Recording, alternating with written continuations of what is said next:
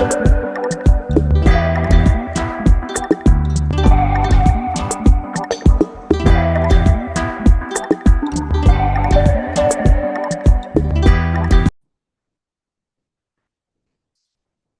जी, ये जो भी हमने बात की है, ये आपने जिसका स्ट्रक्चर पढ़ा हुआ है वो यूनिवर्सल स्ट्रक्चर है। इंट्रोडक्शन, जो दरमियान का पोर्शन होता है उसको हम बॉडी ऑफ द एसे बोलते हैं, और ऑब्वियसली जब हम एसे को एंड करते हैं कंक्लूजन।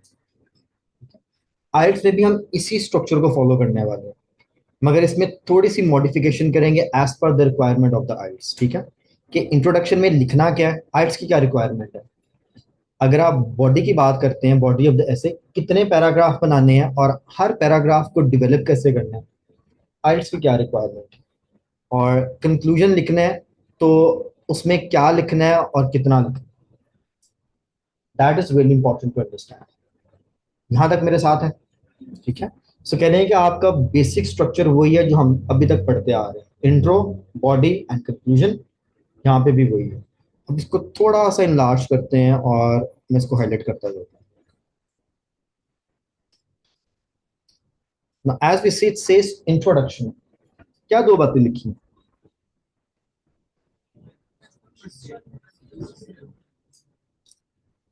ऐसे मरियल सी आवाज में कहना तो फिर मैंने नहीं पढ़ाना पड़ेगा। हाँ जी, क्या लिखा हुआ?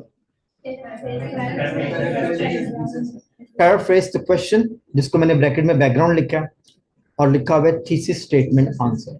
ठीक है, पहले यहां से एक चीज समझ लेते हैं। आपके आइट्स में जब भी आपको क्वेश्चन आता है ना, उन्होंने क्वेश्चन का ना एक्चुअली एक टॉपिक दिया होता है। मैं तो सिर्फ टी का वर्ड लिखूंगा, टॉपिक। वो आपको एक सिनेरियो देते हैं, कहने का टॉपिक होता है, और उस टॉपिक पे वो आपसे सवाल पूछते हैं। ठीक है, तो एक क्वेश्चन भी आपसे पूछते हैं। अब आपसे जो रिक्वायरमेंट है इंट्रोडक्शन की, आइल्स की, वो ये है कि जो टॉपिक उन्होंने पूछा ना, उस टॉपिक से बात स्टार्ट करनी है। That's why whenever you start writing the introduction, आपको उस टॉपिक को पैराफ्रेज करना पड़ता है। अब आप कॉपी पेस्ट नहीं कर सकते। कॉपी का मतलब है कि जो क्वेश्चन लिखा है अगर आपने उसको उठा के दोबारा अपने इंट्रो में डाल दिया, तो obvious examiner is not going to give you the numbers. वो तो कॉपी पेस्ट हो गया।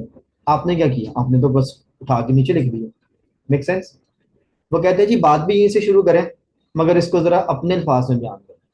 ये paraphrasing is just writing the same thing, same meaning, same scenario, but in your own words. ये बिल्कुल वैसे जैसे अभी जितनी मैंने बातें की, मैं कहूँ यार आप मुझे बता दो मैंने क्या करा। तो मैं ये नहीं कह रहा कि जो मैंने कहा है वो वाले अल्फाज दोबारा बोलो। मैंने कहा जी आपको क्या समझ है, तो आप अपने वे में इसको एक्सप्लेन करें। और अगर आपको समझ नहीं आया तो डेफिनेटली इंफॉर्मेशन चेंज हो गई। अगर आपको समझ आया तो फिर आप मुझे अल्फाज चेंज करके भी सेम बात बताएं। That is what is the requirement, इसको हम पैराफ्रेजिंग बोलते हैं। ये उसकी रिक्वायरमेंट है। जब भी इंट्रोडक्शन करना है, you have to paraphrase the question. Now going back to other types of essays. ठीक है, आपने मुझे बताना है, ठीक है, ऑनेस्ट आंसर चाहिए मुझे। फॉर एग्जांपल आपने कभी ऐसे लिखा हो, आइट से हट के बात कर रहा हूँ, स्कूल कॉलेज में जहाँ पे भी आप एज इंग्लिश पढ़ते रहे, या उर्दू की बात भी कर लेते बीच में, आपको टीचर ने कमेंट दिया यार ऐसे की स्टार्टिंग मजे की नहीं थी, मजा नहीं आया, मैं कुछ होना चाहिए था कि मैं कनेक्ट हो जाता ऐसे के साथ। ऐसे कभी कहा टीचर ने आपको? क्या मतलब हुआ इस बात का? आपने सर आप मुझे बताएं क्या मतलब है इस बात का? जो ऐसे का टॉपिक है जैसे स्टार्ट अच्छा नहीं हुआ, किसी को रिलेवेंट की बात नहीं, अच्छा, इंट्रोडक्शन अच्छा नहीं था। इंट्रोडक्शन अच्छा नहीं था मतलब क्या मतलब हुआ? ओपनिंग अच्छी नहीं थी, ये मैं ओपनिंग पे आना चाह रहा हूँ। क्यों टीचर ऐसा बोलता है कि ओपनिंग अच्छी? आइल्स की बात नहीं कर रहा, उससे हट के बात है। Irrelevant data, first impression is the last impression, ठीक हो गया। अच्छा, हम ना आम तौर पे, मे बी आपके टीचर्स ने ये वर्ड कभी यूज किया हो, एक होती है हुक स्टेटमेंट। कितने क्या है? ਤੁਸੀਂ क्या की ਹੁੰਦੀ ਹੁਣ ਦੱਸੋ जरा। सर मतलब कि ऐसी चीज जो अपना तवज्जो जो खींच लेते हैं। वेरी ना, परफेक्ट हो गया। हुक मींस जैसे आप हुक कर लेते हैं किसी चीज को। हुक वो जो क्वेश्चन मार्क नहीं बना होता, जैसे आप कांटा नहीं फेंकते मछली पकड़ने के लिए, हुक। तो जब आप हुक कर लेते हैं ना, वो चीज कनेक्ट हो जाती है आपके साथ, वो उसकी सारी तवज्जो आपकी तरफ आ जाती है। आमतौर पे हुक स्टेटमेंट्स कहते हैं टीचर लिखने के लिए, ठीक है, मगर वो टाइप ऑफ ऐसे पे डिपेंड करता है। ठीक है, अब वो टाइप ऑफ ऐसे क्या होता है, आमतौर पे अगर आपने कभी नॉवेल्स पढ़े हैं या आपने कभी अखबार अखबार पे पढ़ी हुई, अखबार में सुर्खियां आती है ना, वो जो सुर्खी होती है ना उसको हुक स्टेटमेंट बोलते हैं। वो क्या होता है, वो सुर्खी में ऐसी अट्रैक्शन होती है कि रीडर जो है ना बाकी की खबर भी पूरी पढ़ता है उस सुर्खी की वजह से। इसी तरह जब भी नॉवेल्स लिखे जाते हैं या कोई लाइक आर्टिकल्स लिखे जाते हैं मैगजीन्स के लिए, उसमें आमतौर पे हाईलाइट या पैराग्राफ की जो फर्स्ट स्टेटमेंट होती है वो उसको हुक स्टेटमेंट कहते हैं। अब बात यह है कि वो रिक्वायरमेंट कहाँ की है। आप आइल्स का पेपर दे रहे हैं, आप तो नॉवल लिख रहे हैं, आपके अखबार की सुर्खी लिख रहे हैं, आप तो ऐसा कुछ भी नहीं कर रहे। आइल्स में हुक स्टेटमेंट की कोई वैल्यू नहीं, इसे नहीं लिखनी होती। अगर आपको कभी लगता है ना कि मेरा एक फैंसी सा स्टार्ट होना चाहिए, मैं ऐसे बात बना के शुरू करूँ, उनके रिक्वायरमेंट है कि जो मैंने टॉपिक दिया ना उस टॉपिक से बात शुरू करो। आपने सिंपल क्या करना है, you just need to paraphrase the topic, you are not suppose to give the hook statement. Attraction नहीं देनी यहाँ पे एग्जामिनर ने आपका ऐसे पढ़ना ही पढ़ना है। हाँ, उसने ये देखना है कि ये रेलिवेंट कितना है as per the task, interesting कितना है, इस पे बात नहीं है, रेलिवेंसी पे बात है। Making sense? मेरी बात समझ आ गई है? अखबार वाले एग्जाम्पल से मेरे ख्याल समझ आ गई है। ठीक है, सो नो हुक स्टेटमेंट। ठीक है, इधर मैं नो लिख देता हूँ बड़ा सा। हुक स्टेटमेंट कोई नहीं जो देनी है इससे विच रिक्वायरमेंट नहीं है। नो फैंसी स्टार्ट, टॉपिक को पैराफ्रेज करे वहीं से स्टार्ट कर दे, that's good to go, that is what they are asking you to do. Okay हो गया। और दूसरी जो बात है इसके अंदर, वो क्वेश्चन किया है तो टॉपिक पे जो उन्होंने सवाल पूछा है, इंट्रोडक्शन की बेसिक रिक्वायरमेंट होती है कि उसका वन लाइन में या एज ब्रीफ एज पॉसिबल उसका आंसर स्टेट करें वहां पे कि इसका जवाब क्या है। ठीक है, इंट्रोडक्शन का जो बेसिक अंडरस्टैंडिंग है ना वो ये है कि इंट्रोडक्शन में आपने तारुफ देना होता है, आपने डिटेल नहीं देनी होती। डिटेल आगे जाके प्रोसीड होती है जिसको हम कहते हैं कि बॉडी पैराग्राफ्स में कवर करना है। इसलिए अगर आप आंसर लिख भी रहे हैं तो अपने आप को रिस्ट्रिक्ट करना है कि अपने आंसर की आपने एक टॉपिक स्टेटमेंट बनानी होती है। अब थोड़ा सा रीडिंग के साथ रिलेट करते हैं, जिन्होंने रीडिंग का लेक्चर लिया हुआ है, रीडिंग में हम वो करते हैं, हेडिंग्स लगाते हैं। हेडिंग्स वाले क्वेश्चन आते हैं ना आपके आइल्स की रीडिंग के अंदर। ठीक है, अब वो हेडिंग का क्या मतलब होता है, हेडिंग 2 वर्ड्स 3 वर्ड्स 4 वर्ड्स हर 5 वर्ड्स की एक लाइन होती है, और उसके नीचे जो पैराग्राफ होता है 10 लाइन्स का 12 लाइन्स का, वो उस लाइन को कवर करते हैं, उस पैराग्राफ को कवर करते हैं। ऐसे ही है, आइल्स के पेपर में हेडिंग्स लगाने के कोई नंबर नहीं, आपने किसी भी पैराग्राफ की हेडिंग नहीं लगानी होती। मगर ये जो थीसिस स्टेटमेंट है ना, ये बेसिकली वो हेडिंग स्टेटमेंट है पूरे ऐसे की। ये मैं सिर्फ समझाने के लिए आपको बता रहा हूँ कि एक्चुअली वो थीसिस का मतलब क्या है। उसने जो भी मेरे से सवाल पूछा मैंने उसकी एक इंट्रोडक्शन लाइन दे देनी है कि मेरा आंसर ये है, and then I will elaborate that one line into further paragraphs in the body. That is why introduction is only asking you to write 2 things. इसमें नंबर ऑफ लाइंस डिपेंड नहीं करती हैं, क्योंकि कई बार टॉपिक लंबा आता है तो पैराफ्रेजिंग भी लंबी हो जाती है। गुड, तो थीसिस स्टेटमेंट आमतौर पे 1 लाइन के अंदर कवर होती है। सो आपने जब भी आइल्स का इंट्रोडक्शन लिखना है सिर्फ ये 2 काम करने, इसके आगे पीछे कुछ नहीं करना। That's the requirement of the IELTS people. Are we good? Any questions? सिर्फ इंट्रोडक्शन का अगर कोई सवाल है तो ज़हन में मुझे बता दें। Mystery is that okay, outline idea of the introduction. वो यही है, outline idea is basically a thesis statement. ठीक है, when you are outlining your idea, basically outline का मतलब क्या होता है, हेडिंग देना, वही मैंने सिर्फ वर्ड चेंज किया। अपने ओपिनियन के लिए साथ टाइप का नहीं वैसे दोबारा आए, पूछें, दोबारा पूछें सवाल। मैंने अपनी ओपिनियन देनी है और जो ऐसे ही टाइप है डिसएग्री ऐसे है फिर ऐसे वो करने देखिए, जो आप ऐसे की टाइप बात कर रहे हैं ना उसी टाइप का तो आप आंसर दे रहे हैं। ये नहीं लिखना होता कि ये एग्री ऐसे है, वो आप आंसर दे रहे हो तो उससे पूछा जी एग्री है कि डिसएग्री है। अगर मैं कहूंगा मैं एग्री हूं तो मैं तो आंसर ही दे रहा हूँ ना, तो वो ऑब्वियसली जो जिस तरह का सवाल होगा जवाब भी इसी तरह का है। वो जो आप पूछ रहे हैं ना बात वही है, मगर ये नहीं कि ऐसे की टाइप बतानी है, आपने बस जवाब देना होता है। That's what I am trying to tell you. ठीक है, तो अपनी स्टेटमेंट को बस रिवाइज करना है, करना वही जो आप कह रहे हैं, मगर ये ना कह के ऐसे की टाइप बतानी है। थीसिस में आपने सवाल का जवाब देना। अगर उसने कहा जी दोनों बातों को डिस्कस करें आप लिखेंगे I will be discussing both, या this thing says this and that thing says that, इस तरह करके आप स्टेटमेंट बनाते हैं। ठीक है, तो इसका मतलब कि आप दोनों बातों को डिस्कस कर रहे हैं। ठीक है, तो दो ही तरीके ने कहने के, आप कहेंगे जी I will discuss both the views in the following paragraphs, ये तो हम डिस्करेज करते हैं कि ये ना लिखा करें। आप ये कहेंगे कि opinion one says this and second opinion says this, so I will elaborate it further. So बात तो वही है, आपने आंसर ही दिया।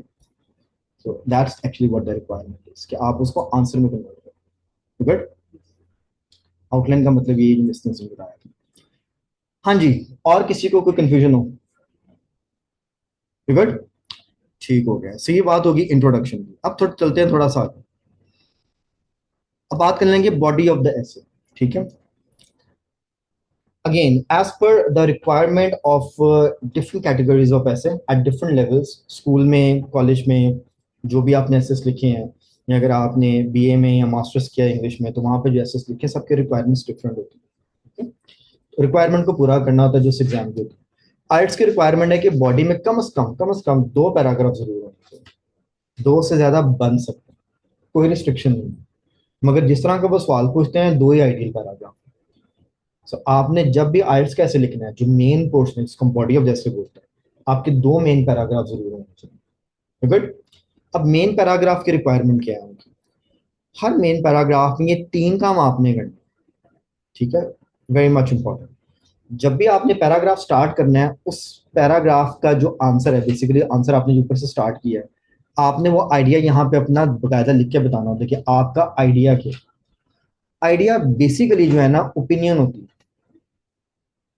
ठीक है, अगर हम यहाँ पे भी एक पोल कर लें कि यार इस क्लास का टाइम चेंज कर देते हैं, अपना अपना ओपिनियन दें, तो आप अपना आइडिया बता रहे हैं ना। आप कहते हैं नहीं सर जी 6:30 ठीक है, कोई कहता है नहीं जी 6 बजे कर लें, कोई कहता है नहीं जी 7 बजे कर लें। If everybody is chipping in, what you are basically telling me, you are giving me your idea, मैं आइडिया कह दूंगा स्लैश डाल के इसको ओपिनियन बोल दूं। बात समझ आ रही है? तो आप अपना जो आइडिया डिस्प्ले करते हैं, जिसको हम ओपिनियन कहते हैं, बाद में आइल्स वाले कहते हैं उसको ना डेवलप करें प्लीज। ये जो लिखा हुआ है ना, एक्सप्लेन एन एग्जाम्पल, ये basically the development of the idea. Idea तो एक लाइन में आ जाता है, जैसे एग्जाम्पल अब यही ले लेते हैं। मैं कहता हूँ जी क्या करना है क्लास के टाइम का, आप कहते हैं जी इसको चेंज कर देते हैं। ठीक है, अब चेंज कर देते हैं, आप कहते हैं जी 6:30 से 7 बजे करते हैं। Now that's the idea. अब आपको मुझे रीजनिंग देनी पड़ेगी क्यों आप चेंज करवाना चाह रहे हैं, मुझे एक्सप्लेन भी तो करें। गुड, अब आप अपने आइडिया को डेवलप करेंगे कि क्यों आप 6:30 से 7 पे मूव हो रहे हैं। तो when you will start explaining me, basically you are supporting your idea, you are developing it. ठीक है, और अगर आप मुझे इसके साथ कोई एग्जांपल दे देते हैं, तो that adds the weightage to your support. Now IELTS people say कि जब आपने जब भी ओपिनियन ऐसे लिखना है, या जब भी आप ओपिनियंस देते हैं बेसिकली, तो इसमें ना वेटेज के लिए एग्जांपल्स जरूर ऐड करें। कहाँ पे लिखा हुआ है ये भी मैं आपको ओपन करके दिखाऊंगा। ठीक है, बकायदा वो लिख के देते हैं आपको। So every time, whenever you write the main paragraph, it's mandatory आपने आइडिया भी लिखना है और उसकी रीजनिंग देनी है, वजह बतानी है, उस आइडिया को इलेबोरेट करना है, या सिंपल डेवलप का वर्ड का अब मैंने कह सकते हैं डिफेंस कर रहे हैं अपने आइडिया को। ठीक है, so you can add the defence to your idea, and in further defence you need to add an example as well. ये उनकी रिक्वायरमेंट। अब उन्होंने तरतीब भी आपको खुद ही दे दिया। आइडिया हमेशा टॉप पे आएगा पैराग्राफ के, इट मीन्स फर्स्ट लाइन में, हर सेकंड लाइन में, और बाकी जो पैराग्राफ होता है उसमें एक्सप्लेनेशन और एग्जांपल ही होती है। हाँ, इसके लिए कोई शर्त नहीं कि एक्सप्लेन करके एग्जांपल देनी है, एग्जांपल के साथ भी एक्सप्लेनेशन आ सकती है। ठीक है, कभी कभी आप एग्जांपल से स्टार्ट करते हैं, उस एग्जांपल में ही वजाहत होती है सारी, लॉन्ग एग्जांपल जिसको बोलते हैं, और कभी कभी एग्जांपल 1 वर्ड की भी होती है। ठीक है, आइट्स में दोनों एक्सेप्टेबल है। अगर आपने एक्सप्लेन ज्यादा कर दिया, एग्जांपल 1 वर्ड में दे दें, या आप एग्जांपल को इलेबोरेटिव फॉर्म में लिख दें जिसके अंदर आपकी एक्सप्लेनेशन भी आ जाए, that's good to go. Main उनका है कि यार आइडिया को डेवलप करें, दैट्स द रिक्वायरमेंट। और एक पैराग्राफ में मिनिमम 1 एग्जांपल मैंने पहले लिखा है, होनी जरूर चाहिए। ठीक है, अगर आप नहीं लेते तो डेफिनेटली वो आपको डेंट करेगी इन द मार्क्स। गुड, दूसरे पैराग्राफ की भी यही स्टोरी। हाँ जी, यहां तक अगर कोई कंफ्यूजन है तो, एनी कंफ्यूजन बॉडी की? कि बॉडी में एक्चुअली करना क्या है। तो इसका मतलब है कि आइल्स कैसे लिखने के लिए दो पैराग्राफ है तो दो आइडिया तो आपको चाहिए ही चाहिए, एक पैराग्राफ के लिए एक आइडिया। हाँ, क्या एक पैराग्राफ में ज्यादा आइडियाज लिख सकते हैं? यस। वो क्वेश्चंस आपको बताते हैं। जैसे मैंने शुरू में कहा था कि आपका क्वेश्चन जो है वो स्किल वहीं पे रहेगा, स्लाइटली इसको मॉडिफाई करवाते हैं कि किस ऐसे में एक आइडिया लिखना है, किस में दो लिखने हैं। The question guides for. हाँ जी, कोई क्वेश्चन है तो बताएं यहाँ तक, अगर नहीं तो फिर कंक्लूजन पे चलें। जी मिस जी, बड़े मौके पे हाथ ऐसे किया। कुछ नहीं पूछना? ठीक है। लास्ट टाइम था कि पहले पैराग्राफ में दो एग्जांपल देते हैं और सेकंड में एक एग्जांपल दिया है कि आइडिया आ रहा है और पैराग्राफ तीन पूरी करा। लिमिट से वर्ड लिमिट नहीं पूरी कर रहा था। ओके, एक पैराग्राफ की वर्ड लिमिट क्या है?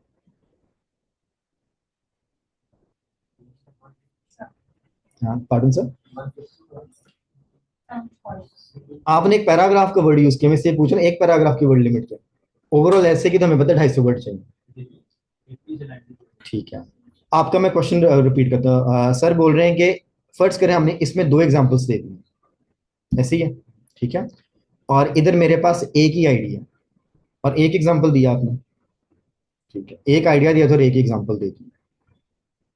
अब मुझे बताएं कि आगे क्या कह रहे थे आप कि वर्ड नहीं पूरे, उसका क्या मतलब है आपका? ओवरऑल वर्ड नहीं पूरे हो रहे, आइडिया जो है वो उसको मैं ज्यादा एक्सप्लेन नहीं कर पा रहा हूँ। एक्सप्लेन नहीं कर पा रहा, ठीक है।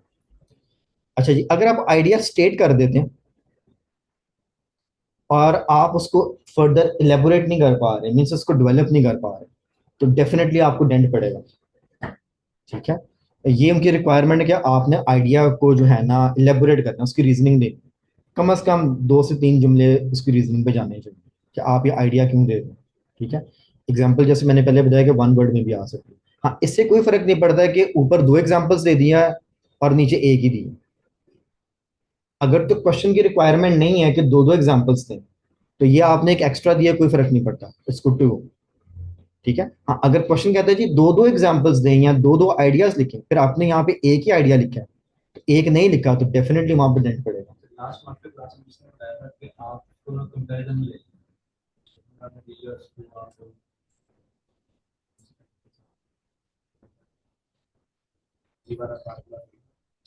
हाँ बिल्कुल सही है, डिपेंड करता है फिर कंटेंट पे आपने रहना, ठीक है। ये सिर्फ डिफरेंट वैरायटीज होती हैं कि अगर आप कहीं स्टक हो गए तो then what you need to do, ठीक है। अगर आपने ऊपर एक बात की है तो नीचे आते हुए आप उसको कंपैरिजन में करनी ऊपर वाले के साथ। एक इसका रेसिप्रोकल फॉर्म होता है, रेसिप्रोकल होता है कि उसके उलट में बात शुरू कर दें, वही कंपैरिजन में होती है। और एक और टेक्निक होती है, इसको हम कहते हैं जी डिसएडवांटेज लिखना शुरू कर दें, एक ही बात की एडवांटेज लिखना शुरू कर दें, तो at the end of the day वो कंपैरिजन वाली बात है, क्योंकि जब आप उलट जाते हैं तो ये सारी टेक्निक्स होंगी, ठीक है। इसको मैं एक समअप करता हूँ एक लाइन के अंदर, ये जो आपने भी पूछा ना और जो मैंने भी इनको जवाब दिया कि आइट्स में एक्चुअली होता क्या है, मुझे जरा कंक्लूजन कवर करने में, मैं आपकी जरा जिंदगी थोड़ी आसान करने की कोशिश करूंगा। वैसे तो आसान ही होएगी, आइट्स के मामले में बात कर रहा हूँ। ऑलराइट जी, what about the conclusion? Conclusion में क्या लिखा हुआ है? Crux of the main paragraphs, जिसको हम एक्चुअली आमतौर पे रिजल्ट एनालिसिस बोलते हैं, एंड द क्लियर ओपिनियन, ठीक है। आमतौर पे अगर आपको लगता है कि जो मैंने मेन पैराग्राफ्स में लिखा है उसकी समरी नीचे लिखनी है, so that's a wrong concept in IELTS. IELTS में रिक्वायरमेंट नहीं है, ठीक है। आइल्स में उनकी रिक्वायरमेंट है कि आपने जो भी बातें की हैं मेन पैराग्राफ्स के अंदर उसका रिजल्ट दें नीचे, ठीक है। अब रिजल्ट एक पैराग्राफ का एक लाइन में भी आ सकता है, दूसरे पैराग्राफ का एक लाइन में, इसका मतलब है कि आइल्स में कंक्लूजन इतना लंबा नहीं होता, it is very short, brief and crisp, to the point लिखना होता है। और आपने जितनी डिस्कशन किया उसको आपने रिजल्ट में लेके आना है, तो यार इसका नतीजा क्यों निकला। अब ये क्यों हम रिजल्ट पे जा रहे हैं इसका भी मैं आपको भी बता देता हूँ। प्लस इसके साथ आपने अपनी एक राय का इजहार करना होता है, ठीक है। अब ये दोनों काम क्यों करने यार, मैं क्यों नीचे एनालिसिस दूं, मीन्स नतीजा निकाल के दूं, और मैं क्यों अपनी इसमें राय भी ऐड करूं, वाई, ठीक है।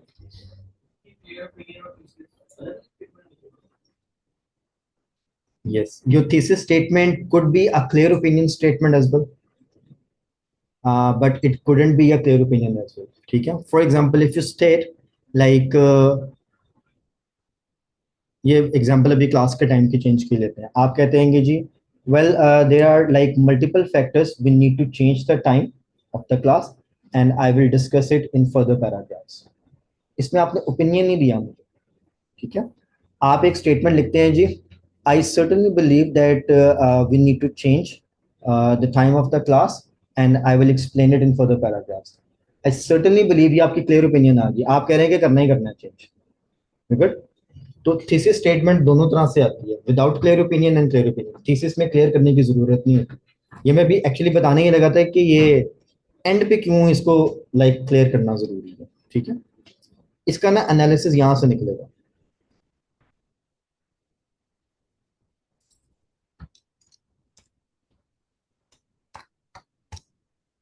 स्पेलिंग ठीक लिखी मैंने आर्ग्यू की, ऐसी होता है, Yes. ठीक है।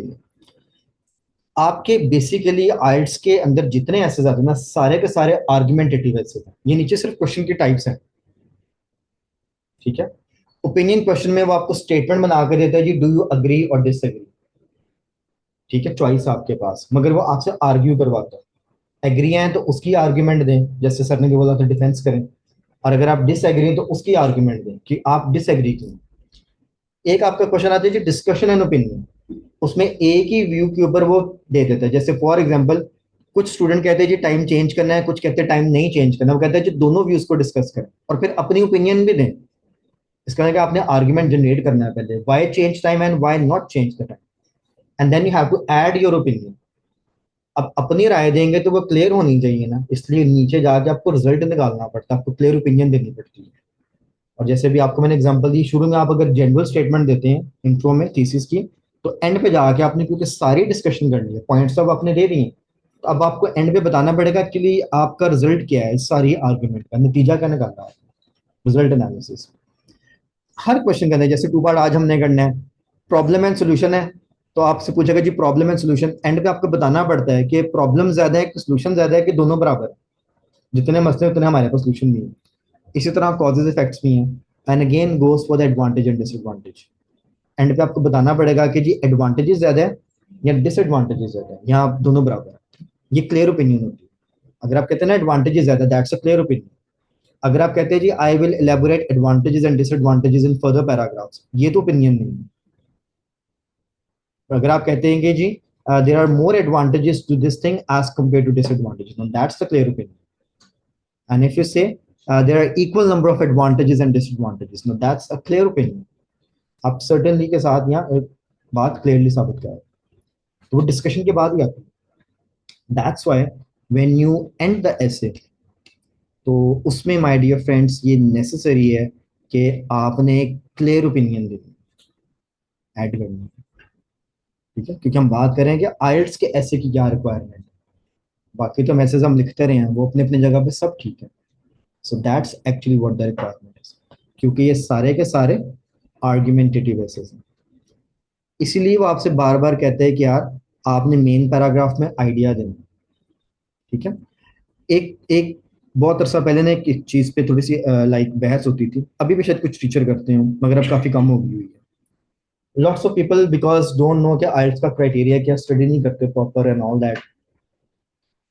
टीचर्स ये कुछ कहते थे कि जी अगर उसने ओपिनियन नहीं मांगी ना तो नहीं देनी है। जैसे what are the advantages and disadvantages, आपके क्वेश्चंस हैं अभी भी आते हैं, तो इस क्वेश्चन में तो नहीं मांगी है, बिल्कुल सही बात है, मगर एक्चुअली उसकी जॉनरा ही आर्गुमेंटेटिव एसेस है। और आपसे वो डिमांड करे कि जब पैराग्राफ लगाना है या लिखना है तो आपने आइडिया देना। उसने ये तो कहा ही नहीं है कि जो उस बुक में आइडिया लिखा था ना वो वाला लिख के दें मुझे, क्योंकि वही वाला सही आइडिया, वरना तो फिर आंसर करेक्ट और रॉन्ग में चला जाएगा। वो कहते हैं जी जो आपको लगता है ना, आपके जेहन में आता है, जो आपको लगता है वो आइडिया दें और डिफेंस कर लें उसका, आर्ग्यू करके उसको साबित कर लें। तो फिर ओपिनियन ही चल रही है ना मेरी, और एंड पे फिर मैं ओपिनियन के ऊपर ही अपना कंक्लूजन दूंगा। आप उसको एग्जांपल के साथ कैसे सपोर्ट करें? किसको सर? अगर आप कोई आइडिया दे रहे हैं कि आपने कहा नो मैटर तो वो ठीक है या नहीं, तो हम उसे उसके लिए हमें एग्जांपल तो देनी पड़ेगी ना। तो एग्जांपल भी फैक्चुअल होनी चाहिए या फिर एग्जाम्पल और आइडिया दोनों फैक्चुअल और conceptual acceptable. If you are making a conceptual idea तो फिर उसकी एग्जाम्पल भी कॉन्सेप्ट पे बेस्ड होती है, ठीक है? एंड कभी कभी आप है कि करंट चीजों को रिलेट करके फ्यूचरिस्टिक ऐड कर देते हैं। आज जो ऐसे हमने करवाना है आपको, उसमें भी कुछ ऐसे ही है, करंट सिनेरियो को रिलेट करके फ्यूचरिस्टिक एग्जांपल दी हुई है इसमें। हाँ जी, are we good up till now? Sir sir मैंने ये पूछा था कि जो एग्जांपल देनी है वो लॉजिकल ट्रू होनी चाहिए, उसकी मतलब वैलिडेशन होनी चाहिए या बस? वैलिडेशन मीन्स के जरूरी नहीं कि वो कहीं पे लिखी हुई हो, लॉजिकल होनी चाहिए, like it make sense, it connects with the content, ऐसा होना चाहिए, ठीक है ना। तो देखना अगर वो एक चीज आपसे वैसी फ्यूचरिस्टिक पूछ रहा है, आज के क्वेश्चन के अंदर इसने पूछा है कि इसका फ्यूचर इम्पैक्ट क्या होगा, तो फ्यूचर तो किसी ने नहीं देखा, वो तो आप अंदाजा ही लगा सकते हैं, ठीक है ना। अगर वो कोई पास्ट की बात करें या प्रेजेंट की बात करें तो फिर आप किसी फैक्ट्स पे भी आ सकते हैं। इसलिए आइट्स के अंदर वो ये नहीं कहते कि वैलिडेट हो, हाँ लॉजिकली ट्रू होनी चाहिए, वो एक सेंस बने, एक्चुअली रिलेशन होना चाहिए कंटेंट के साथ, ये। हाँ जी, यहाँ तक मेरे साथ हैं, वी गुड। सर ऐसे के अंदर डिफरेंट टॉपिक्स आते हैं, अब आप हर टॉपिक के बारे में तो हम मतलब इतनी नहीं होगी, सारी बार जो एग्जांपल देनी है तो वो फिर अपने से ही देंगे ना बना के। वो हाँ जी, इकोनॉमिक्स के बारे में पूछता है कि 1970 में ये थी, क्या मौजूदा ये है, तो हमें नहीं पता होगा। अच्छा क्वेश्चंस ऐसे स्पेसिफिक नहीं आते, वो इसको जनरल रखते हैं। आइट्स का one of the challenge is this कि इट्स अ जनरल कंटेंट, तो ये आपको प्रिपेयर करना है, ये इस टेस्ट की डिमांड है, ठीक है ना। तो ये चैलेंज है टेस्ट के अंदर, आपका क्वेश्चन वैलिड है कि जी वो कुछ भी दे सकते हैं तो मैंने नहीं पढ़ा होगा, एग्री, मगर ये चैलेंज है टेस्ट का, वो कहता है मैंने कुछ भी दे देना, आपको स्किल आता है तो आप रिलेट कर लें, जोड़ तोड़ करके करें, ठीक है ना। उस दिन मेरा ख्याल है क्लास में इसने आइडिया जनरेशन पे कुछ बताया था, ठीक है। अजान हो जाए जरा, आपने मुझे बताना आइडिया जनरेशन कैसे करते हैं, फिर मैं आपको टॉपिक दूंगा।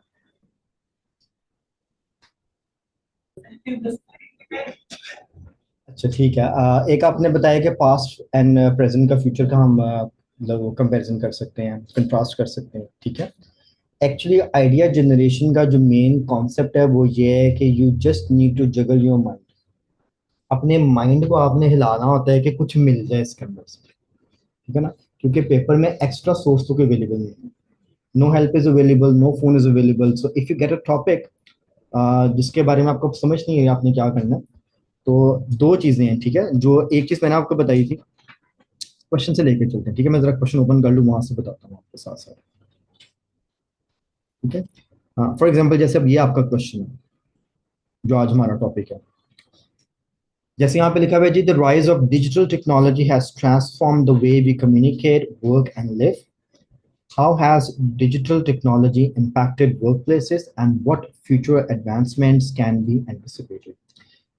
फॉर एग्जाम्पल मुझे डिजिटल टेक्नोलॉजी का पता ही नहीं है, ठीक है। अब मुझे इतना पता है टेक्नोलॉजी है तो कोई साइंस से रिलेटेड बात, और आजकल हम जिस दौर में रह रही है क्वाइट कॉमन वर्ड है टेक्नोलॉजी, और डिजिटल भी है, मगर है कि मुझे इसके बारे में कोई कॉम्प्रिहेंसिव नॉलेज नहीं बता, मैंने बस सुनी हुई है term, good.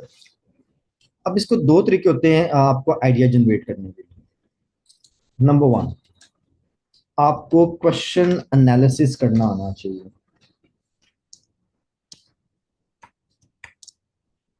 Question analysis is basically breaking down the question into smaller chunks और उसका चंक्स को रिलेट करके टॉपिक को थोड़ा सा अंडरस्टैंड करने की जरूरत है, and then you asking yourself questions, जो कि अब इसका अगला पार्ट है।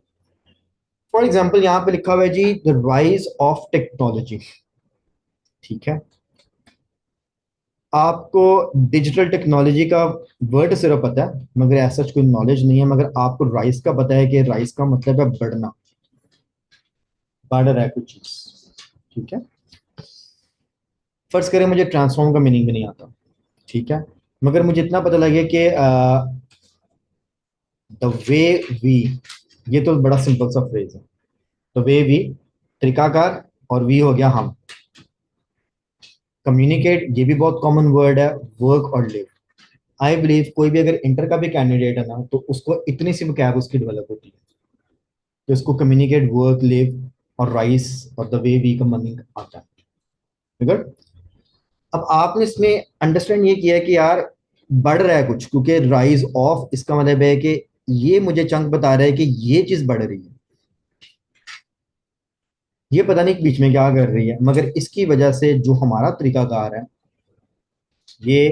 ये और ये तीन हमारे पास एक चीजें आ गई, कम्युनिकेशन आ गई है, वर्क आ गया और लिव आ गया, कि इसके बढ़ने से, कोई टेक्नोलॉजी के बढ़ने से कम्युनिकेशन पे, काम पे और रहने के तरीके पे ना कोई तो फर्क आ रहा है, तो वे भी तरीका का क्वेश्चन क्या है आपका। ये हाउ और व्हाट तो मेरा ख्याल है बचपन में आप सीख लेते हैं। पैदा होते साथ पहले क्या बोलते हैं, मामा के हाउ, वो तो मामे बोल देंगे सारे, ठीक है। बट ये बड़े इनिशियल क्लासेस की एक लाइक इंफॉर्मेशन आपको हाउ और व्हाट और व्हेन ये आ जाती हैं चीजें, क्योंकि जब बहुत छोटे बच्चे होते हैं ना तो सिंपल सिंपल क्वेश्चन हाउ और व्हाट और व्हेन से बनते हैं। Agree. How has digital technology impacted workplaces. अब मुझे इम्पैक्टेड का मीनिंग भी नहीं आता। हाउ वर्क प्लेसेस पे मैं आ गया, अच्छा कुछ कुछ समझ आ रहा है मुझे। चीज बढ़ रही है वो डिजिटल टेक्नोलॉजी, और डिजिटल टेक्नोलॉजी काम, और इधर भी उन्होंने काम लिखा हुआ है। अब अगर मुझे सिर्फ इतना समझ आ जाए ना कि टेक्नोलॉजी और काम का कोई कनेक्शन मैंने बनाना है, तो I can ask my self question. से मैंने क्वेश्चन एनालिसिस किया। अब पूरी स्टेटमेंट में से अगर तो मुझे सारे वर्ड्स का मीनिंग आता है फिर तो बल्ले बल्ले हो गया काम। और अगर मुझे सारों का मीनिंग ही नहीं आता, मुझे कुछ कुछ आता है, अब मैंने इसका जोड़ तोड़ करना, जिसको हम कहते हैं चंक्स में निकाल के इंफॉर्मेशन को रिलेट करने की कोशिश करनी है, क्या पूछा होगा उसने। अब जिसको समझ नहीं ना आ रही है, एक तो वो स्टूडेंट होता है लो कैलिबर का और उसको बैंड भी कम चाहिए थी, ये बात जहन में रखें, उसको 4.5 5 ही चाहिए। उसके मुताबिक जब वो आंसर लिखेगा तो वो उतना बैंड भी निकाल देगा। और जो हाई कैलिबर का स्टूडेंट है जिसको बैंड ज्यादा चाहिए फिर उसको मीनिंग भी आते हैं ज्यादा, वो अपर लेवल पे चला जाता है। तो that's where the difference comes in.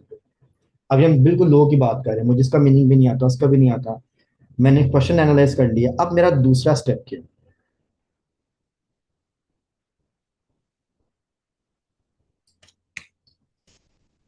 Ask questions. ठीक है, मैं तो सिंपली इस वाली टेक्निक पे रहता हूँ। ये क्वेश्चंस कौन से हैं जो अभी आपने बताने शुरू किए थे, WH क्वेश्चंस जिसको बोलते हैं। Who, what, when, where, how, ठीक है ना। कौन से काम पे टेक्नोलॉजी यूज होती है। अच्छा यार, मैं रोज आइल्स की क्लास से नहीं जाता तो वो भी यूज करते हैं। क्या यूज करते हैं वो, गैजेट्स के नाम आने शुरू हो जाएंगे, लैपटॉप और समथिंग, प्रोजेक्टर्स, ठीक है। यार वहाँ पे ऑनलाइन क्लास पे चलती है, कौन सी टेक्नोलॉजी यूज करते हैं, वो सिंपल इंटरनेट ही यूज करते हैं। कंपनी का नाम कोई भी लगा लें, ABCD PTCL लगा लें, PTCL के यार इंटरनेट यूज करते होंगे, ठीक है। फिर आपने ये भी देखा होगा यार, वो उनका कुछ वायरलेस भी चलता है, कुछ उनका वायर्स के साथ भी चलता है, टेक्नोलॉजी की बात ही आ गई। आप हो सकते हैं किसी ऑफिस के साथ रिलेट कर लें, कोई मूवी देखी है, कहीं देखा है, अगर आप खुद काम करते हैं you can automatically start relating. तो जब आप काम और टेक्नोलॉजी को जोड़ेंगे ना, आपके पास कंटेंट आना शुरू हो जाएगा। तो बेसिकली 2 स्टेप में काम होता है। सबसे पहले तो यार टॉपिक को क्रैक करना आना चाहिए, क्वेश्चन एनालिसिस, क्योंकि टॉपिक समझ आएगा तो आइडिया जनरेट होगा। फिर आप अपने आप से सवाल पूछें। अब इसके अंदर वही है, अगर मैं इसकी बात को सेकंड करूँ तो आप कंपेयर एंड कंट्रास्ट कर लें, किस काम पे यूज होती है, किस काम पे नहीं यूज होती टेक्नोलॉजी, आपको खुद को समझ आ जाएगी, या आइडिया जनरेट होना शुरू हो जाएगा, एटलीस्ट आप कुछ लिख तो सकेंगे। अगर आप एग्जामिनर को कुछ पेपर पे डाल देते हैं रिलेट करके भी, कुछ एडवांटेज कुछ disadvantage and all that, automatically content आना शुरू होता है एंड यू स्टार्ट राइटिंग। फिर है कि 4.5 5 बैंड आप निकाल देते हैं प्रोवाइडेड, फिर आगे स्ट्रक्चर्स की बात है, आपका सेंटेंस का स्ट्रक्चर रीडेबल है, मेकिंग सेंस। सो एक्चुअली हर चीज के पीछे टेक्निक है, टेक्निक लगा के आप काम कर लेते हैं। अब हम आ जाते हैं कि जो एबल कैंडिडेट्स है, जो कहते हैं यार like quite a lot of things are easy, ठीक है, हमें समझ आ रही है। तो डिजिटल टेक्नोलॉजी, चले आप मुझे बताएं, anybody, what is digital technology, मुझे इसकी डेफिनेशन अगर आप दे सकें, डिजिटल टेक्नोलॉजी क्या होती है।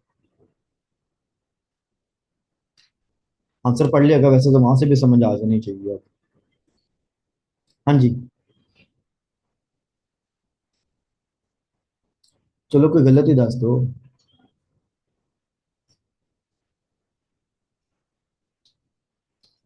अच्छा ठीक है, मैं अभी नहीं बताऊंगा तो ठीक। हाँ एनजी तो फिर एनजी से बंदा ही कह देना कि सर नहीं पता। आइल्स की स्पीकिंग करते हैं, सर सुबह ने क्या बताया हुआ है, लेट्स सपोज एग्जामिनर आपसे सवाल पूछता है, आपके पास आंसर नहीं, तो क्या जवाब है आपके पास।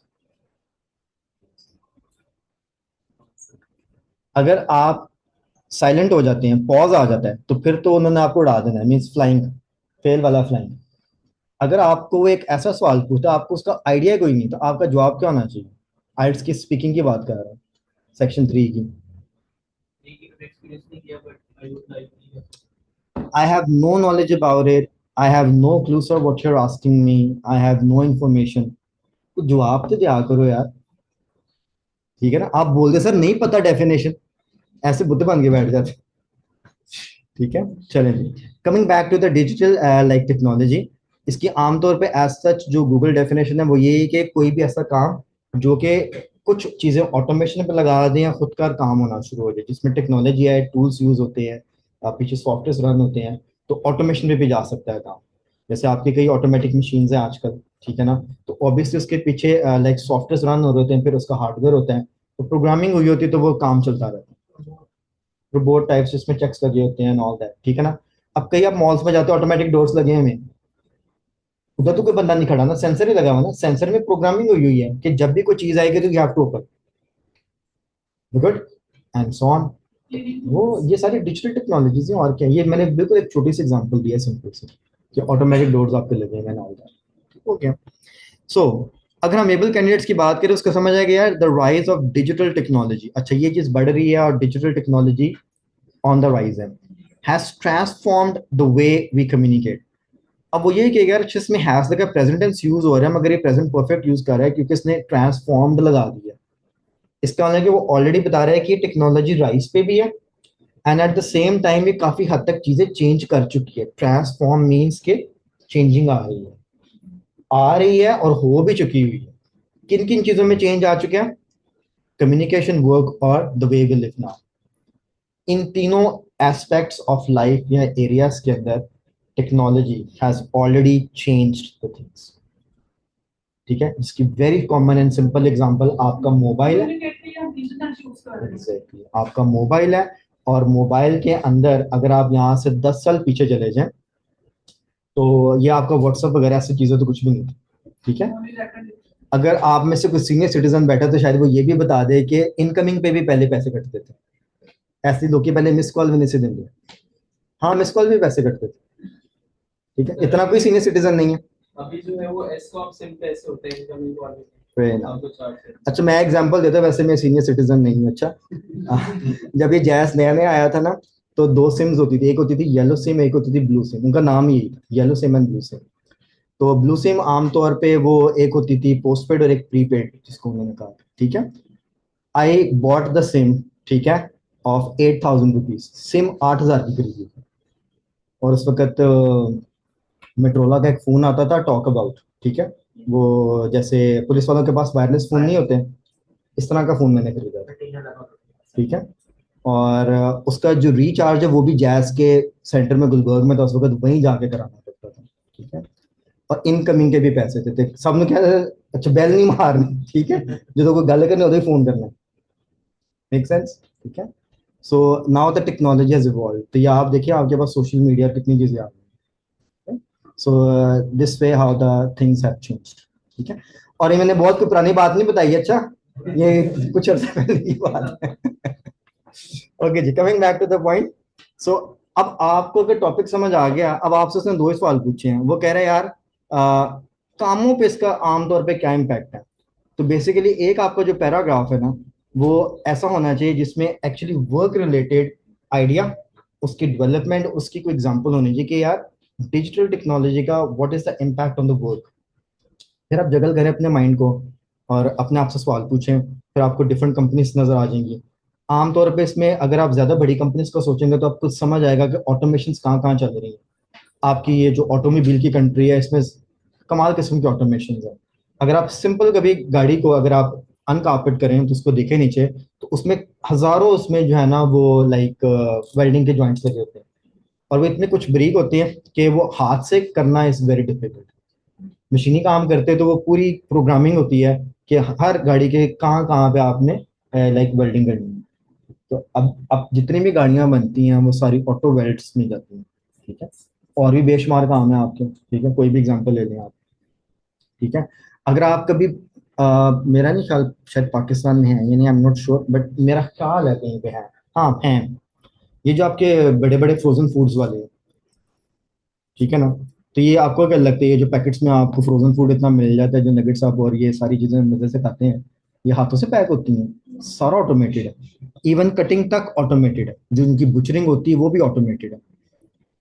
पाकिस्तान गवर्नमेंट हलाल बुचरिंग ऑटोमेशन के ऊपर कोर्स कराती है, आपको पता है इस बात का? एक तो ना आप तकबीर पढ़ के करते हो, वो तो मैनुअल बुचरिंग है। एक है कि जो मशीन बुचरिंग है उस पर हलाल बुचरिंग कैसे करनी है,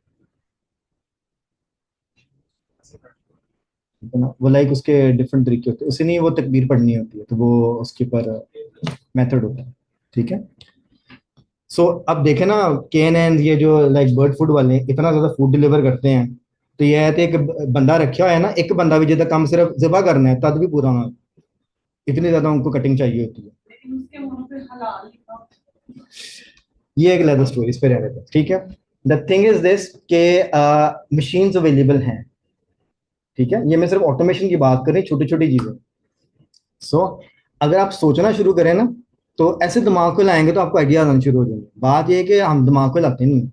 ऐसे का आइडिया दे सकते हैं, अपना का आइडिया दे सकते हैं। बिल्कुल ले सकते हैं। ऑटोमेशन उसने बात तो किया, बुचरिंग एक बहुत बड़ा बिजनेस है, और इस पे आप ये कि फिर आप उसको लिख सकें ना, आपके पास कंटेंट हो लिखने के लिए।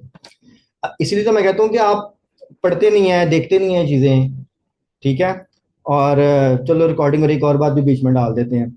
बाहर जो है ना, अगर आपको वर्क परमिट चाहिए ना, तो दो वीजे बहुत डिमांड में होते हैं, एक शेफ का और एक बुचरी का। क्योंकि जो बुचरिंग है ना, ये कंट्री वाइज भी डिपेंड करती है। जैसे हलाल बुचरिंग आ जाती है, और तरह की बुचरिंग आ जाती है, different types of like meet use होता है इन डिफरेंट कंट्रीज। उनके डिफरेंट जो कट्स बनते हैं, उसको लाइक गोश्त बनाने का एक तरीकाकार होता है। अभी बड़ी ईद गुजरी, आपको पता ना, गोश्त खराब कर गया। फीमेल्स का खासतौर पे एतराज होता है। इसका है कि कटिंग जो है ना, ये एक आर्ट है पूरा, बकायदा मीट कटिंग का। तो इस पे सर जी बहुत डिमांड है बाहर। It's very highly demanding job in Europe and in West. ठीक है, मगर होती सारी वहां पे मशीन पे है। आपको बड़े बड़े आ रहे हो, ये सारा कुछ लाना आना चाहिए। सो दैट्स मैं जब यूके गया ना, तो गोश्त लेने चले गए, मुर्गी लेनी थी। तो वो मशीन पे कटना शुरू किया। अच्छा, पहली दफा देखा था। तो ये कॉन्सेप्ट्स बहुत पुराने हैं, वहाँ पे बहुत डिमांड है, और like hygienic and all that stuff. अभी भी मेरा ख्याल आप किसी मॉल्स वगैरह में जाएं तो वो मशीनरी यूज करते हैं, मगर वो मैनुअल एंड ऑटोमेशन को मिक्स करते हैं। जो मैंने आपको ये KNN की एग्जांपल दी है, फुली ऑटोमेशन चीज है सारी। Like it's a huge thing, so work it on. Okay, खैर बात कहीं और निकल जा रही है इसका इसका। ठीक है, इसे टाइम का भी ध्यान रखना। ओके जी, coming back to this answer. Answer पढ़ लिया सबने? ऑलराइट। आपको इसमें वो जो मैंने स्ट्रक्चर बताया, उसकी एग्जीक्यूशन नजर आ रही है? स्ट्रक्चर की मींस इंट्रो में टॉपिक को पैराफ्रेज किया हुआ है, और एट द सेम टाइम उसके साथ उसका थीसिस स्टेटमेंट लिखा हुआ है, मींस आंसर दिया हुआ है। ठीक है। जो आपके टॉपिक की पैराफ्रेजिंग है, वो ये सोसाइटी तक है, ये द कंट्रोवर्सी से स्टार्ट होके, और आपका जो थीसिस स्टेटमेंट है वो वाइल से स्टार्ट हुआ है। While there are certainly many impacts that have established this phenomenon, I believe thorough potential advancements can be anticipated. ठीक है। तो ये साथ ओपिनियन भी आई हुई है। ठीक है। तो क्योंकि उसने आप दो सवाल पूछे, इसको टू पार्ट क्वेश्चन इसलिए बोलते हैं क्योंकि इसमें वो दो क्वेश्चन मार्क लगा के देते हैं। एक तो आपने जवाब देना है कि यार ये इसका इम्पैक्ट क्या आया, आपने इसका आंसर दिया कि यार मैनी फैक्टर्स हैं, मैनी इम्पैक्ट्स हैं। इसका मतलब अब आप आगे एक्सप्लेन करें कि वो कौन कौन से हैं। आपने एक आंसर दे दिया, और जिसमें उसने पूछा है कि जी फ्यूचर में इसका क्या इम्पैक्ट हो सकता है, उसके लिए आपने कहा कि जी मेरे हिसाब से एडवांस इम्पैक्ट्स ही होने वाले, ये जितना भी है ना इससे भी आगे एडवांस कर जाएगा। इसका मतलब कि आप अपने ऐसे में आप ये बताएंगे, जब टॉपिक लिखेंगे कि और एडवांसमेंट क्या होगी इसमें। That's you have given the outline, और you have given the thesis statement, जिसमें आपने एग्जामिनर को पहले बता दिया कि कैसे काम चलेगा। गुड। स्प्रेना स्ट्रक्चर के ऊपर ही है। अब हमने आपको एक टेम्पलेट बना के दिया हुआ है, जितनी लाइन इसमें बोल्ड है वो टेम्पलेट की लाइन है, वो आप एज इट इज लिख सकते हैं। जो मैंने अंडरलाइन किया हुआ है वो आपकी फिलिंग का ब्लैंक्स है, वो अकॉर्डिंग टू क्वेश्चन आप फिलअप कर सकते हैं। आप चाहें तो खुद भी ऐसे लिख सकते हैं। आई एम नॉट सेइंग कि आपने टेम्पलेट ही यूज करना है, ये एक हेल्प गिवन है। ठीक है। आप चाहें तो आपको स्ट्रक्चर आना चाहिए बस, कि इंट्रो में क्या करना है, बॉडी में क्या करना है, एंड सो ऑन। अब अगर आप इसके फर्स्ट बॉडी पैराग्राफ में चले जाए, तो जो डिस्टिंक्शन है वो मैंने आपको पहले बता दी इसकी दोनों की क्या है। और क्या लिखा है जी, analysing the statement, the impact of digital technology on work places has streamlined communication and collaboration. अभी आपका मेन आइडिया आ गया, मैनी इम्पैक्ट्स की जो आपने बात की थी। स्ट्रीमलाइन का मतलब होता है स्मूथ कर दिया। एक तरीकाकार बड़ा अच्छा हो गया, खास तौर पे कम्युनिकेशन में और जो लोगों का आपस में कोलैबोरेशन है वर्क प्लेस के ऊपर। अब आप उसको एक्सप्लेन कर रहे हैं further, the internet and smartphones have made connecting globally more accessible, fostering alliances and exchanging ideas. ठीक है, ये जो भी मैम भी एग्जांपल दे रहे थे, इंटरनेट की वजह से हो गया, स्मार्टफोन, आपने गैजेट्स का भी बता दिया और ऑलरेडी बता दी क्या यूज कर रहे हैं। अब इन फैक्ट जो है ना, ये आपका कनेक्टिंग है यहाँ पे, ये फर्दर एक्सप्लेन करता है, ये आपका रीडिंग में भी बहुत दफा आता है इनफैक्ट। इनफैक्ट का वर्ड आगे, इसका मतलब है कि more personalised and seamless experiences across multiple channels such as chatbots and social media support and engage customers in real time. अब आपने नोट किया होगा आजकल जो अच्छी एस्टेब्लिश्ड वेबसाइट्स हैं, जैसे आप उस वेबसाइट पे जाते हैं, चैट बॉक्स साथ ही ओपन हो जाता है, वहां पे पहला मैसेज ऑटोमेटेड होता है, how can I help you. आप चाहें तो उसको बंद कर दें, और अगर आप उस मैसेज का जवाब देते हैं तो अदर एंड पे यहाँ तो कोई सिस्टम बैठा होता है जिसमें जनरल एफएक्यूज होते हैं उस वेबसाइट से रिलेटेड। आप सवाल पूछेंगे, उसने कीवर्ड मार्क करना है और उससे रिलेटेड आंसर दे देना है, और अगर वहां पे रियल पर्सन है तो वो फिर आपके साथ चैट स्टार्ट करते हैं। कुछ अर्सा पहले, 3-4 साल पहले, इसके लिए बकायदा टीम्स बैठती थी, चैटिंग के लिए लोग उन्होंने बिठाए थे। अब ऑलमोस्ट काम ऑटोमेशन में चला गया, एआई आ गया, एआई इतना स्मार्ट है, वो उन्होंने प्रोग्रामिंग कीवर्ड्स की थी कि यार ये वाला सवाल में कीवर्ड आता है तो इससे रिलेटेड ये आंसर्स हैं, उसको पिकअप करो और पेशेंट वो स्टूडेंट को वो कस्टमर को आंसर कर दो। सो whenever you are talking on the chatting, especially on some official websites, you never know if it's the real person or it's the AI actually. Make sense? क्या ख्याल है, कभी यूज किया ना, कभी चैटिंग किया, वो किसी वेबसाइट पे जाके कुछ चीज ना समझ आ रही हो, वो सिंपल आपको गाइड कर देते हैं नेविगेशन से, व्हाट्सएप में। आगे क्या लिखा है, another striking impact is that, अब दूसरा idea, it has revolutionized industries, improving efficiency and productivity. ठीक है, एक तो काम के अंदर एरर्स कम हो गए हैं, तेज हो गया है, और आपकी प्रोडक्शन इंक्रीज हो गई। अब ये वही एग्जांपल है जो मैंने अभी आपको दी थी, for instance automation has modernised Unilever's production process leading to its economic growth and higher output. इसकी फर्दर एक्सप्लेनेशन है, डिजिटलाइजेशन अलाउज इट, ये इट यूनिलीवर के लिए यूज हुआ है, ठीक है, to innovate faster, reduce cost and deliver better quality products. ये वही एफिशिएंसी एंड प्रोडक्टिविटी की बात है, to ensure that the content is customisable and tailor to the specific requirements. तो फिर इस तरह वो नई लाइक टाइप्स की प्रोडक्ट्स निकालते हैं, क्योंकि जब काम तेज हो रहा है तो फिर they have lots of time to do other stuff as well. तो अगर आप मैनुअल काम में लगे होंगे तो फिर फॉर इंस्टेंस लिखा आपने, फॉर एग्जांपल, उसके बाद जो कैटेगरी डिस्कस की है, ये क्यों यूज किया कि उसके बाद ये इससे रिलेटेड चीज है, क्योंकि आपने बोला कि एग्जांपल के बाद जस्ट एग्जांपल के बाद मेन मॉडल यूज कर रही है। ये एग्जांपल आपकी यही है, ये उसकी फर्दर एक्सप्लेनेशन, ये कनेक्टर है, ये कह रहे हैं कि ये डेवलपमेंट है, ये इस बुलेट की डेवलपमेंट है। ठीक है, अब इसको जरा सा कंपेयर करता हूँ, ठीक है, तो सर हम इसे एक सेकंड, लिख सकते हैं, एक सेकंड, मैं साजिद ताड़े आंसर करने लगा, सच समझ आ गया। ये बुलेट आपका स्टार्ट हुआ, ये एक्सप्लेनेशन है, इनफैक्ट के बाद उसकी फर्दर एक्सप्लेनेशन है, और फिर एग्जांपल है, मींस आइडिया एक्सप्लेन एग्जांपल। ये पहले वाले बुलेट में ये आ रहा है, गुड। आपका दूसरा बुलेट है, उसमें एग्जांपल पहले आ गई है और उसी एग्जांपल को फर्दर इलेबोरेट किया हुआ। ये जनरल एक्सप्लेनेशन है और एग्जांपल सिर्फ चैटबॉट, सोशल मीडिया, ये 2 वर्ड्स में। यहाँ पे एग्जांपल ये पूरी है और ये आगे से एग्जांपल की फर्दर इलेबोरेशन। ठीक है, जब आप अपनी एग्जांपल को इलेबोरेट कर रहे हैं फर्दर, तो फिर एक्सप्लेनेशन एग्जांपल के बाद आना। अगर आप जनरल एग्जांपल दे रहे हैं, अगर मैं इस वाली लाइन को उठा के ना ये फॉर इंस्टेंस से पहले ले जाऊँ ना, तब भी सेंस बन जाएगी, क्योंकि एग्जांपल उसी से रिलेटेड लिखी हुई है। ठीक है, सीखने की बात सिर्फ ये है कि जरूरी नहीं कि एक्सप्लेन करके एग्जांपल देनी है, जैसे हमने कहा था एग्जांपल को भी एक्सप्लेन कर सकते हैं, इसमें कहने की दोनों चीजें कवर है। ठीक है, इससे आपको कई हमने ऐसे दिए हैं जिसमें कैटेगोरिकली डिस्कसिंग वाली लाइन ऊपर लिखी हुई है, फॉर इंस्टेंस वाली नीचे। ये सिर्फ समझाने के लिए है कि रिजिड नहीं होना। जब आपको टेम्पलेट दिया जाता है, इट्स अ गाइडलाइन, उस टेम्पलेट में रह के आप शफलिंग करके मैनेज करके उसको एडजस्ट करते हैं।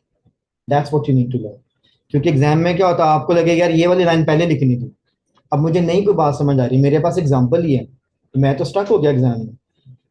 तो ये वही वाली बात है कि अगर हेल्प यूज करनी है तो उसको आप थोड़ा सा मॉडिफाई करके स्मार्ट वे में यूज करें। हाँ जी, आगे गो डाउन दिस वन। ठीक हो गया। Now if you talk about the second paragraph, इसको वैसे स्टार्ट किया है कि अदर चीजें क्या हैं, लाइक अदर इम्पैक्ट्स क्या हो सकते हैं, ठीक है। और पहली लाइन में ये लिखा है कि underline stems from the digital technology is poised to bring even more transformation changes, ठीक है। ये जनरल लाइन है इसकी। अब पहला क्या हो रहा है, रिमोट वर्क को बहुत इसमें हाईलाइट किया गया। कोविड के दिनों में ये वाली चीज बहुत लाइक प्रमोट की गई थी, ठीक है, क्योंकि सारा काम तो बंद नहीं हुआ था, ठीक है। क्या था उसमें, ऑगमेंटेड रियलिटी है और एक वर्चुअल रियलिटी है, ठीक है। ये बकायदा प्रॉपर टर्म्स हैं, ये इसकी कैप्स में मैंने लिखी है, ठीक है। अगर आपको इसका डिफरेंस नहीं पता, मैं आपको थोड़ा सा हाईलाइट कर दूं, बाकी आप जाकर नेट पे देख सकते हैं। Virtual reality is exactly the same. अगर आप कभी एम्पोरियम में गए हो ना, तो उन्होंने जाते साथ ही वो शुरू में ग्राउंड फ्लोर पे रखा हुआ है, वो एक स्टेज है जिसमें हेडगियर पहनाते हैं और आप गेम खेलते हैं। तो बेसिकली आप होते ग्राउंड पे हैं, मगर वो आपको बांध देते हैं लाइक रिंग के अंदर, और आप उसी में रह के तो गेम खेल रहे हो। बेसिकली आप वर्चुअल वर्ल्ड में चले जाते हैं।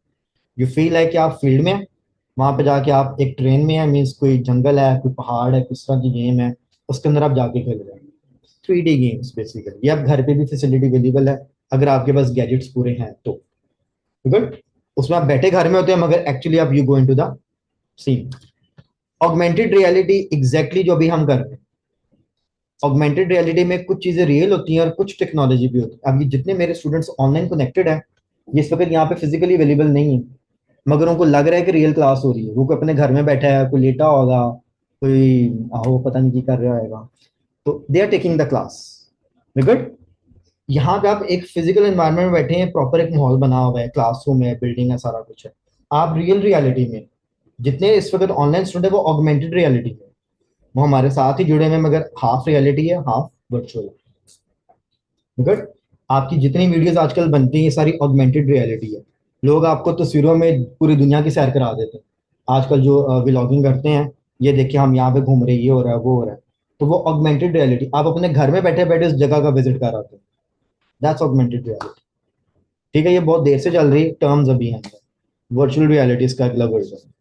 तो वो क्या कह रहे हैं, ये और प्रमोट हो जाएंगे। अब ये देखिए यार, ये आपके इर्द गिर्द सारी चीजें हैं जो मैं बातें बता रही हैं, आपने पहली दफा तो नहीं सुनी, ये आपको पता है ये हो रहा है।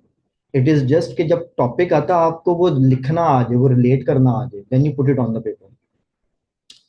और ये उसने कहा है कि ये और बढ़ जाएगा, ये अगले लेवल पे चला जाएगा। उसकी फॉर एग्जांपल आगे दी है, concept of a smart office will likely emerge with interconnected devices. ये जो आईओटी है ना, ये भी एक प्रॉपर टर्म है, इंटरनेट ऑफ थिंग्स, ठीक है। ये भी एक प्रॉपर टर्म है, वीआर और एआर भी प्रॉपर टर्म है, इसलिए मैंने इसको बाद में ब्रैकेट्स में डाला होगा, ठीक है। इंटरनेट ऑफ थिंग्स का मतलब ये है कि गैजेट्स, जैसे इस वक्त लैपटॉप है, ये वायर है, प्रोजेक्टर है, माइक है, इंटरनेट लगा हुआ है, तो ये ऑगमेंटेड रियलिटी में चीजों को मिला के कन्वर्ट करते हैं, इंटरनेट ऑफ थिंग्स इसको बोलते हैं। Then comes अगला पॉइंट है, in addition it is pertinent to mention that AI driven analytics will enable data driven decision making, जिसकी एग्जांपल आगे स्टारबक्स के साथ दी हुई है, ठीक है। और ये ऑलरेडी मेरा ख्याल है आपको इस चीज का अंदाजा भी है, इस पर बहुत सारी वीडियोस भी बनी है कि आपको एक चीज सर्च करना है इंटरनेट पे, बाद में उसी तरह की एड्स आनी शुरू हो जाती है। वो पीछे एआई टूल काम कर रहा होता है, उसने देख लिया कि आपने क्या सर्च किया, फिर वो उसी से रिलेटेड चीजें खोल के देगा। ये वो वाली है, ये डाटा एनालिटिक्स इसको बोलते हैं, इसके पीछे एआई का टूल काम करता है, वही लिखा होगा कि ये आगे और एडवांस लेवल पे चला जाएगा। तो बात वही है कि जब आप चीजों को पढ़ रहे होते हैं, देख रहे होते हैं, तो then automatically you can put it in the sir अगर हमारे पास ये टॉप सेकंड में बात करें वर्ड फ्यूचर एडवांसमेंट, अगर तो हमारे पास इसके 10 आइडिया जेल में आ रहे हैं, अब हम 10 के 10 लिखते हैं, लेकिन हम उसको एग्जाम्पलीफाई किसी एक को करेंगे या सब में हम उसको कर सकते 10 आइडिया क्यों लिखने हैं आप, है कि नहीं क्या? हैं? लेकिन मैं कह रहा हूँ कि अगर तो हमारे पास अगर आप 10 आइडिया लिखेंगे, यूनिक 10 सेंटेंसेस, जी तो वो तो सारा बुलेट फॉर्म में चला जाएगा। तो आइडिया आगे तो जनरेशन किसने करनी है, तो ऑलवेज राइट 1 और maximum 2 ideas, 2 only if the examiner is asking, ठीक है, वो मैंडेटरी होता है, अदरवाइज चॉइस आपके पास है, 1 से 2 idea is more than that. You can write one idea and you need to explain and develop that thing. That is the main requirement. Good. तो इसलिए होता है कि जैसे आप ब्रेनस्टॉर्मिंग करते हैं ना, आपके पास 10 आइडिया हैं, तो एक्चुअली वो रेप्लिकेट हो रहे होते हैं, एक तो उसको एलिमिनेशन करना है। ठीक है, चलिए नेक्स्ट लेक्चर पे रखेंगे, नेक्स्ट मंडे को मैं आपको पूरी ब्रेनस्टॉर्मिंग की टेक्निक बता दूंगा कि उसको अप्लाई कैसे करते हैं, इसमें स्टेप्स होते हैं। अभी तो मैंने सिर्फ उस टेक्निक को ओवरऑल बताया था, एनालाइज किया, क्वेश्चन किया। इसके बाद एक्चुअली 2 स्टेप और होते हैं। आप जितने आइडियाज होते हैं सारे पेपर पे लिख लेते हैं। फॉर एग्जाम्पल 8 आइडिया आगे 10 आगे, 10 में से एक्चुअली जब आप उसको क्रिटिकल एनालाइज करते हैं ना, उसमें रेपिटेशन होती है। जो रिपीटेड होते हैं इनको इकट्ठा कर लेते हैं, और जो आइडिया रिलेटेड नहीं है, मीन्स आपको पता है कि यार मैं लिखूंगा आइडिया तो लिख दे, उसको एक्सप्लेन किसने नहीं करना है, इसके तो एग्जाम्पल ही नहीं मेरे पास, वो आप माइनस करते हैं, ये नहीं लिखना, क्योंकि एक लाइन में तो आंसर नहीं आना। तो क्या होता है, उस 10 में से कट कटा के 1 या 2 बचते हैं, जिसमें से बाकी आइडियाज जो हैं वो एक्चुअली एग्जाम्पल का काम करते हैं फिर आपके लिए। ये एक पूरी टेक्निक है ब्रेनस्टॉर्मिंग की। अच्छा जी, coming back to the conclusion.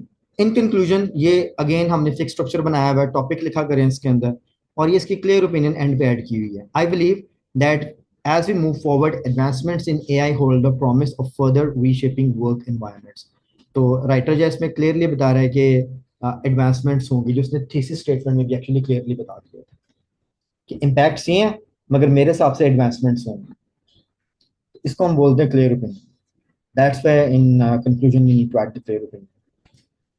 अब जहां तक बात है इसके स्ट्रक्चर्स के ऊपर, ये सारा टेम्पलेट एज इट इज इसके अंदर पुट हुआ है, कुछ माइनर माइनर चेंजेस है।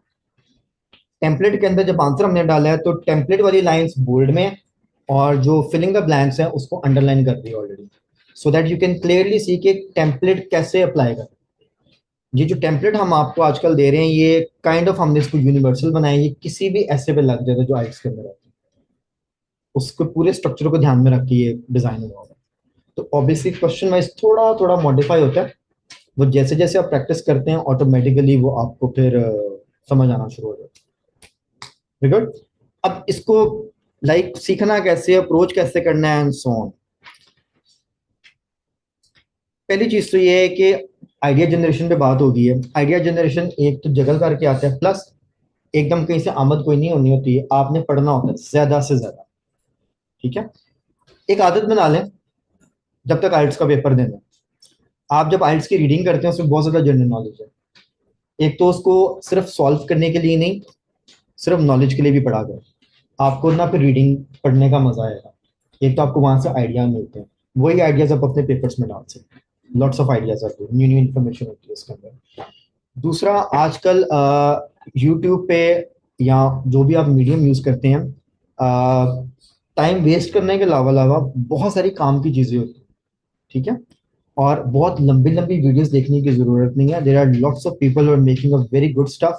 20 मिनट, 25 मिनट, 30 मिनट की एक वीडियो होती है, जिसमें वो इंट्रो इंफॉर्मेटिव वीडियोस हैं, अबाउट किसी इंडस्ट्री की होती है, किसी मशीन के बारे में होती है, किसी जगह के बारे में होती है, किसी काम के बारे में होती है। उसमें बहुत ज्यादा काम काम की बातें होती है। आप कभी इन वीडियोस को गौर से देखें ना, उसके पीछे ठीक ठाक रिसर्च होती है, तब जाके वो वीडियो बनती है।